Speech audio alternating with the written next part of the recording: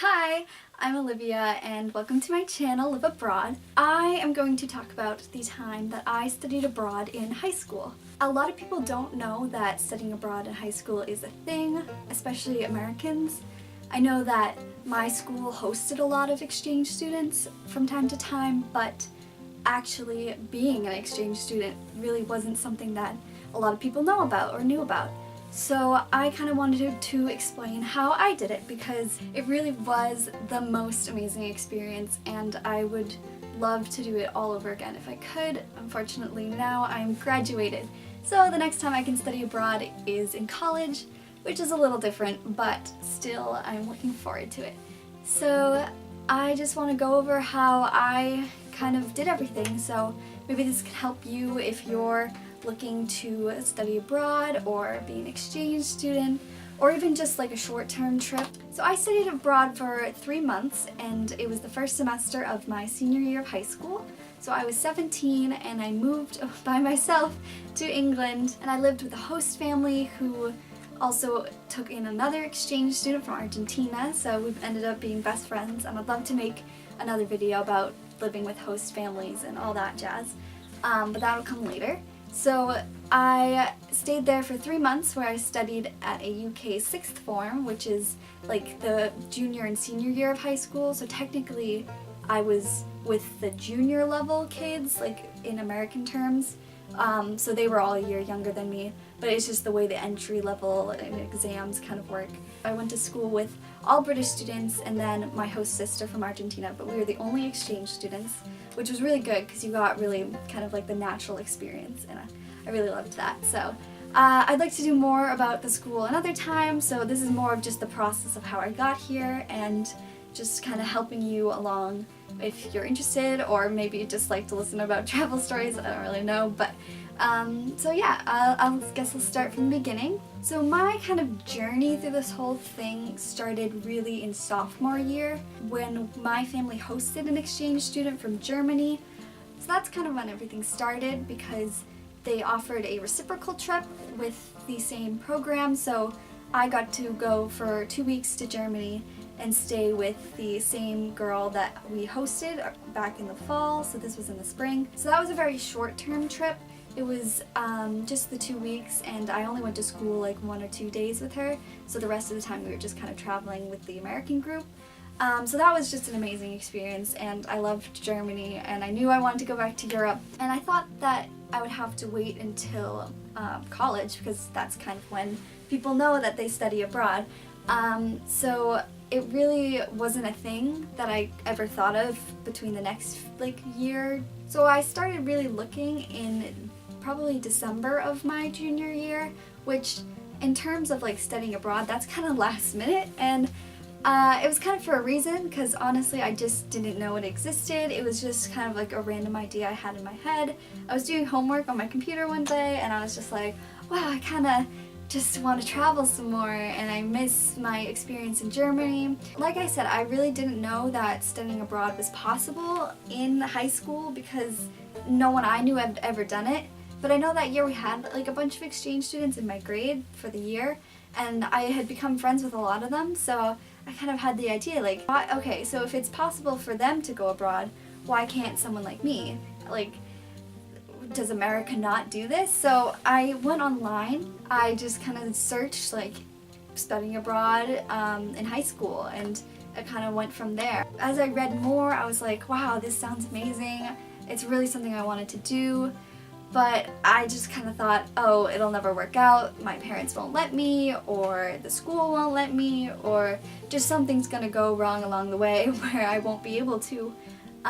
But I mean, obviously that didn't happen, so I kind of want to talk about how I went about it from there. So I began to look at like the different options I had. I know that I really wanted to study in an English-speaking country, so a lot of people study abroad for language, and I would have loved to do that. I would have loved to go back to Germany and learn German, but I kind of cared about my grades a little too much because I mean that's pretty important when you're in high school, is studying and you want to get good grades for college, so I wanted to keep up my grade point average. So I decided that an English-speaking country would be best, plus the only language I knew was Latin, and that's not going to help me unless I go back to ancient Rome. So I decided to look at Ireland. I don't know why Ireland, it just kind of appealed to me. Maybe it's my Irish heritage or whatever. But I don't know, I just thought I liked the idea, and so I started looking into that. I know I didn't really consider Australia because the time difference, plus it's just kind of far away. I knew I wanted to go in Europe.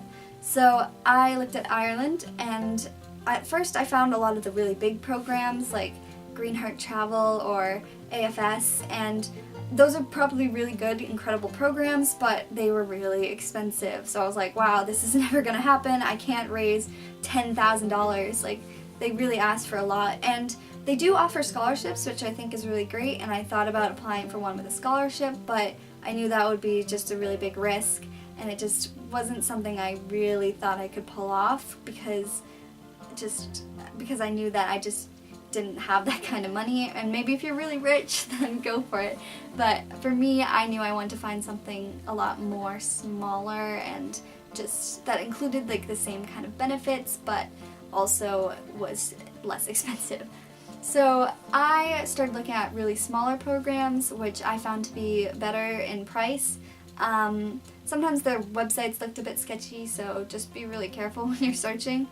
So I found a lot of different programs, and I had to email a lot of them to either find out the price or to find out if I was eligible, because some of them you have to be in the EU, which makes sense for like visa purposes, but obviously can't do that. So I was pretty sad when a lot of them said, sorry, you can't do this. And I know a lot, since I was searching for a semester, a lot of them offered more year-long programs, which you could come from America, or you could study at like a private school or a boarding school. But yeah, that wasn't gonna happen for me. So I just kept looking, and this took me like literally days, and what I found to be useful was I compiled a list of like sheets and all the information about different programs, which I actually have in a binder. That's not the right one. So I found it really helpful to make a binder, and I made this cute little cover because I'm artistic, I don't know. This was also good to just kind of plan things, and which I'll talk about later, but I presented this to my school and my parents, so it helps if you get all professional with a binder, so I can recommend that. So in my binder I had a lot of different things, like why I wanted to study abroad and just everything I really needed, which I'll get to later, but what I did when I was first searching was put together these, if I can find them, yeah. So I put together different plans of how I expected to pay for it and what the program would offer, to just kind of compare them and to later present to my parents. So I don't know how much you can see, but I made like a little table and like some introduction notes, I don't know. So it basically just says like the length, the program, what it includes. Like most of them include obviously the school placement and the host family placement. And with a host family you usually have meals, so that's included in the price. Some of them will include pre-departure kind of stuff, some have little trips that you can go on, and student coordinators, like phones, that kind of stuff, so really look at like the fine print of every program. So I put together a lot of these, I don't know how many I did. Let's see, I had up to, so plan A to plan E, if that tells you anything. So I didn't find too many for Ireland, which kind of makes sense, it's a small country, but I decided that I would also look at the UK, although for some reason, I don't know why, I was like, I really want to go to Ireland, I don't want to go to the UK, I want to go to Ireland. I really don't know why, but I'm sure Ireland would have been great too. But I ended up finding a UK program, which is the one I listed on here. So I went with Study Abroad UK, which I'm not paid by them, but shout out to them because I love them. But I went with them mostly because they were the cheapest, but also they offered like really great stuff. So I got like a SIM card, I got a local travel pass, so that was really helpful because you want to look at what other costs you'll have to pay, like for bus passes for schools and stuff, or are you gonna have to pay for your own transportation, that kind of stuff, or like your phone bill. So I got a SIM card, I got a bus pass, and also we took a trip every month, which was amazing because I got to meet the other exchange students who became some of my closest friends. So I really recommend just looking at what they offer. So I went with this program because it offered a lot, and they also were really friendly when I emailed them, and I really trusted them. So obviously safety is a huge concern when you're studying abroad, especially for parents. So you really want to make sure that you're going with a credible program and everything will go okay in the end. So after all that research I did, my next step really was to present it to my parents. And honestly, I thought this is where I'd fail because yes, they let me be an exchange student in Germany, and they were very kind and paid for that program for me because I was young and didn't have a job. But I knew that this one would be a lot tougher to get by them. I kind of just expected to be shut down right away. And I kind of was in a way, but we'll get to that. So like I said, I put together my little binder and I went downstairs and I was like, hey Mom, how would you feel if I went to England for 4 months? And naturally she was like, what the hell are you talking about? And I kind of had to explain, like, okay, so I had this idea, this is what I'm thinking, is this at all possible? I know this is crazy. And you gotta really be patient with your parents because, I mean, their biggest concern is obviously you and your safety, and leaving for a whole, like, 3 months on your own, living with a family in a foreign country is pretty terrifying. So just kind of take it little by little. My parents definitely did not agree right away. They were like, I don't know how you're ever gonna do that.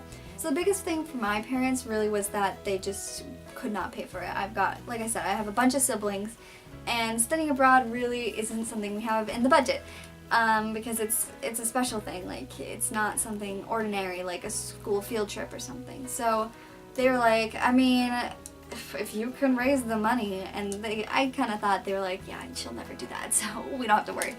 But they said that they would support me if I managed to make it work, and I'm very thankful that they did because I know a lot of parents just would have said no right off the bat and just wouldn't even give me a shot. So I'm very thankful that my parents are very supportive. I love you guys. Thank you. I sound like I'm giving an acceptance speech for like an Oscar. How I Studied Abroad, the movie. I just kind of presented a lot of my facts. I kind of went over the most important details, and like I said, you gotta take it slow. And this is why it helps to start in advance. Like, I did it pretty quickly where I had to just start right away. Yeah, just let them kind of warm up to the idea, and hopefully you have very accepting parents. But, I mean, keep trying. Like, don't give up right away. Because I think the more they see that you're really invested in it, the more they'll be like, okay, maybe this is possible. So after your parents' approval, you need your school's approval, which I was also concerned would not work out because I had never really heard of anyone doing it before, and neither had my guidance counselor. So I made an appointment with my guidance counselor, and I went in and was like, hey, so I was thinking, could I study abroad? Is that like a thing? And she was like, oh. So she had really never heard of anyone studying abroad before, but she didn't say it wasn't possible. She was actually pretty optimistic. So it worked out that as long as I took the right classes in England, I would be able to graduate on time and I had enough credits. So she was like, yeah, I don't see really what's stopping you, but she had to check with a lot of other people. So it took a few weeks to get it all sorted out. And then I had to present my ideas to our Dean of Students. So I brought in my handy dandy binder. Ew, handy dandy. And I just presented kind of about the school. So I made like a little bit about what a sixth form is, because I didn't know if they knew what that was, because I didn't before I started. I made kind of like a plan of how I would transfer my credits, and really I kind of made it for nothing because he just kind of flipped through it quickly and was like, yeah, this seems fine. So luckily my school really didn't have a problem with it, but your school could be different depending on like your graduation requirements, so it's really important that you do check in with the school because some might not be as open about it. So yeah, that ended up working out, and I'm really thankful for that because that's another place I was like, this is all gonna go wrong here, and then I'll stop. The biggest thing for my parents were that they couldn't pay for it, so yeah, they kind of said, like, okay, if you're gonna do this, you're gonna have to do it on your own. Which was fine. It ended up working out in the end, but that was kind of like, I really didn't think I'd ever get to make enough money, because the program I went with, in total, I needed about $5,000. and that was for flights and for just other costs and expenses. I had to get a job, and this wasn't my first job, luckily. So it actually ended up being a really weird coincidence where a job I applied to in like January ended up calling me in March and were like, hey, do you want an interview? And this was like right around the time I was like really like looking for a job and started planning, so I was like, hell yeah, I do. So I went in, had an interview, and got the job, yada yada. So a month went by, and I was doing a lot of the cost calculations of what I might need, how much money I could make in the amount of time. Luckily this job was $10 an hour, which was really good at the time, and it would have been good any other time, but when you're saving up a lot of money, you kind of gotta work a lot more hours. So I was probably working about 4 days a week at this current job, and I was like, if I'm really going to save up enough money, I really need another job. So I applied to an ice cream shop, which actually ended up being really fun. So that worked out really well because I was still in school at the time, so it was really just like a lot more work, and I almost wasn't hired by them because I had another job, but I was just like, yeah, I'm a really good student, I'll get everything done, please hire me. They did end up hiring me, luckily. Basically from April to June, the end of the school year, I was working every single day after school, except for Tuesdays. I took off Tuesdays because you do need a break sometimes, and there's homework and all that. So this was the hardest part of the experience of studying abroad. I got home from school, had an hour to do homework, and then like a half hour to eat dinner, and then I was at work from like 5 to 10 p.m. So it was a lot of work, and my parents were really good about helping me drive because I didn't have a driver's license at the time, which was really stupid, but you gotta pay for driver's ed where I live, and I didn't have money to pay for that and going to England. So, you know, priorities. So they were very helpful and they drove me there. Thank you. Again, I can't thank my parents enough, and I sound crazy, but it's true. So if you're going to do a lot of working like me, it's best to really kind of organize your time, especially with school. So the way I did it with 2 jobs is I had my availability kind of half and half. So one day I'd be available at one job, the next day I'd be available at the other job, and it just kind of alternated, which was good because one of my biggest fears was that I'd be scheduled at the same time. So you gotta be careful about that. It did actually get a little bit more complicated in the summer because I wanted to have my whole days free. So my availability had this weird alternating schedule that I had created somehow, where my availability would kind of alternate for the entire day and then the next day.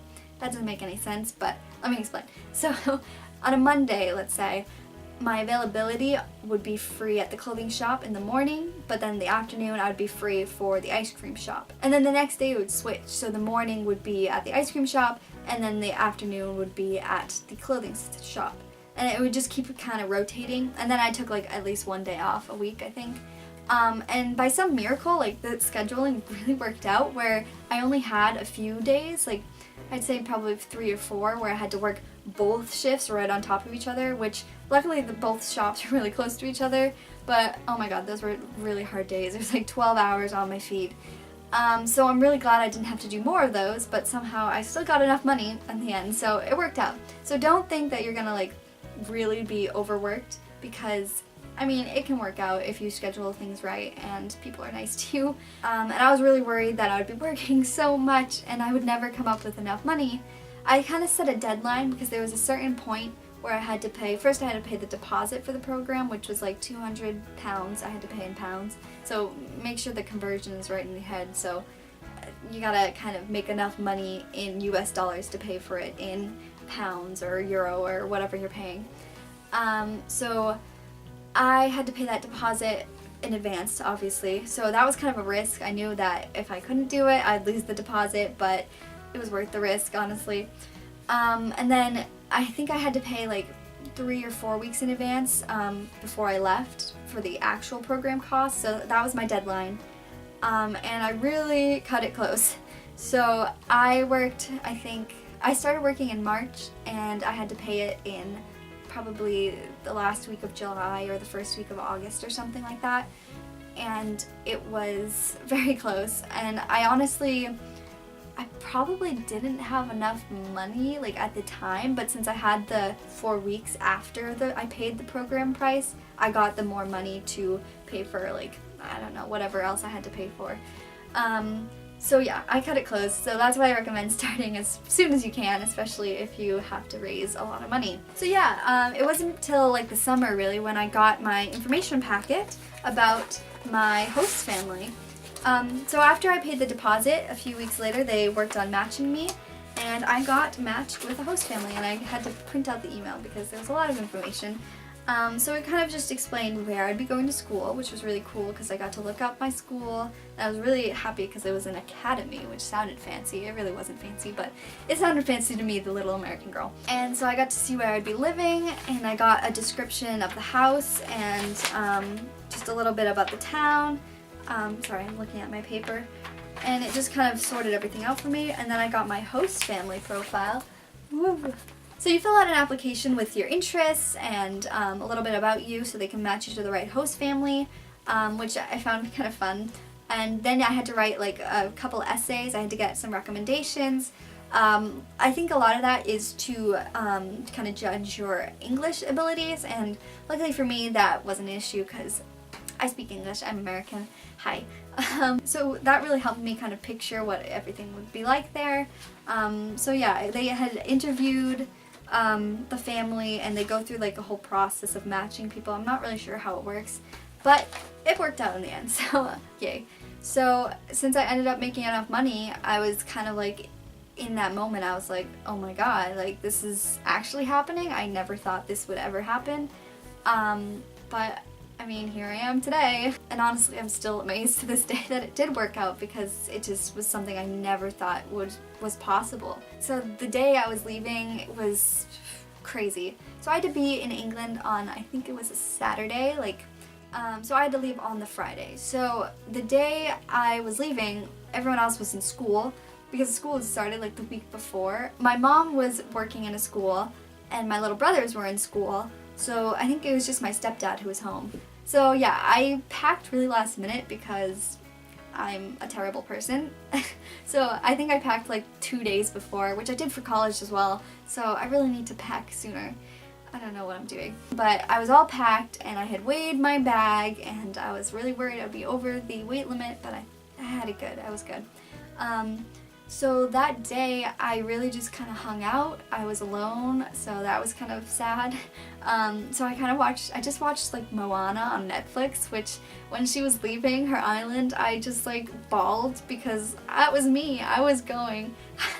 I was seeing how far I would go. That song just like became my theme song for this trip, and it kind of just helped me keep motivated because I knew that it was something in my heart that I was really like hoping to do, and it was a risk, but it really paid off in the end. So later that afternoon we loaded my stuff in the car, and my mom almost wasn't able to go to the airport with me because the way her school schedule worked out, we might have had to leave sooner than she could get out of work, but we actually ended up going to pick her up before we all went to the airport. Me and my 2 little brothers and my stepdad and my mom all loaded in our car, and we drove to Boston to the Logan airport. So I do this weird thing where I kind of push away the nerves, like, because I do theater, so for auditions I always push them to the very last minute so then I don't have to worry about it all day, which kind of works in a weird way, but it kind of helped at the time because I was like really more excited. I was with my family, we were hanging out at like a Burger King or something, just kind of like being all happy,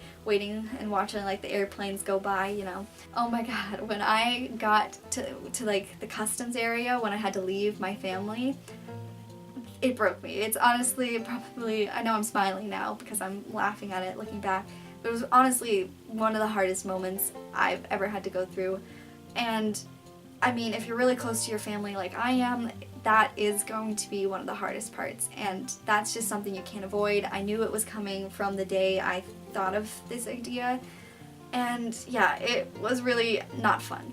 First of all, my mom started crying, so I started crying, and my little brother started crying. We were all crying, and I just had to take that step, and it was the hardest step I would ever have to take, because once I got in that customs line, there was no going back. I was going to another country by myself for the first time, and oh my gosh, it was a moment. So there I was crying still, It wasn't cute. But I went through did I say customs? I think I've been saying customs this whole time, but I meant security. I'm not good at airport lingo. So I went through security, and I was still kind of crying and sniffling because, like, it was like this weird dream. Like, there I am, my future's... I had no idea what was coming. It was just all up in the air. I only had like the packet about my host family, and I really didn't know what they looked like. I didn't know who they were. Basically, I just had this little info, and then I sent them an email. So yeah, it was scary. And I just kind of sat in the airport alone and feeling really scared, and I had to buy tissues from like this little vendor, and he probably thought I was crazy, just bawling in the airport. But I'm sure that happens all the time, so don't be afraid to cry because it's an emotional moment. You gotta let it out. So yeah, I just boarded the plane, and I was really lucky because I was next to a lot of old ladies for the entire plane, for both legs of the plane. I don't know why. I was flying to the Shannon airport because I flew Aer Lingus, which is a very fun airline if you like Irish accents. Hello and welcome to Aer Lingus. We hope you enjoy your flight. I flew with Aer Lingus to Germany as well, so I was pretty comfortable with them. I had previously flown to the Dublin airport, which it was a really cool airport, but I was flying to the Shannon airport, which is a lot smaller and sketchier. But it made it easier because once I got there, well, I had a 4-hour layover, so I was sat there for a while. There wasn't much to do, so that kind of sucked. But it was easy to navigate since I was alone. So smaller airports are better if you're alone, just saying. But yeah, I kind of just sat a while during the layover, just like, oh my god, I'm in Ireland, what am I doing? But then I boarded my second flight, which was to the Birmingham airport, where I would meet everyone, and that flight was like the regional flight, which was terrifying because there was so much turbulence. I was literally, I'll put a picture in if I can find it. It was such a small airplane that I was under the wing, so I could see the turbine, which wasn't an airplane I had ever flown in before. Like, I was used to the bigger ones. There was so much turbulence, and it was raining, but the views were so nice, like the patchwork of the fields and stuff, so pretty. When I arrived, I found the group. They were holding up a sign, and I was like, I was not being kidnapped. That was very important. There was a bunch of other exchange students, and I was like, whoa, here I am. I haven't slept in over 24 hours. And I'm with all these random people, and I actually met a lot of people. I've hung out with a few others from America. I met some kids from Germany. There was a lot of Italian kids there as well. And I kind of just waited around until my host sister arrived, and we're all put in a van and brought to our host families. And that was where the planning ended and the adventure began. And honestly, I can't speak enough about how amazing the experience was. And that's why I wanted to start this YouTube channel, to explain how my experience went and to talk about all the fun times and the bad times, because you're still you no matter where you are in the world, so there's still going to be issues. Just because you're on this amazing adventure doesn't mean every moment's going to be amazing, but looking back, I'm so thankful I did it, and I would totally do it again, or I wish I could have stayed longer, but I had to graduate. I met some of my best friends that I still talk to this day, and I hope that I can visit England again, or my host sister in Argentina, because they're just some of the closest people in my heart. And I can't wait to make more videos talking about my experience, because it was just so amazing. And I'm probably the most annoying person because I talk about it to everyone I can get the chance to. And I write a blog. If you see my blog, I'll put a link somewhere in the description probably to my blog, where I've written some posts, and I really need to write more because I am lazy. We'll get on that. Yeah, that's my story. So I'm really thankful that I was able to work and make enough money, because it really made the experience just that much better, because I knew that it was something that I had accomplished, and it was what I wrote my college essay about, so it looks great on a college application. So if you're like me, you really want to travel and see the world, you really want to experience life as a local, I can't recommend studying abroad as an exchange student more. It really felt like I lived there, that was my home, and I can't wait to go back someday and see my friends again. So I hope that everything works out for you, and just keep working hard or persisting, and I hope that you too can have an amazing experience like me, because I love it. So good luck on your journeys. I wish you the best of luck, and of course if you have any questions, I'd be happy to answer them. Put them in the comments. I'll be reading them all, and I look forward to making more videos on my experiences. And I'm actually going to France soon, where I'll be working as an au pair for a little while, so I'm excited to make maybe some vlogs. And now I'll do the obligatory YouTuber thing, where don't forget to like and subscribe. I don't know where I'm pointing. I don't know where it is. We'll figure this out, okay? Bear with me.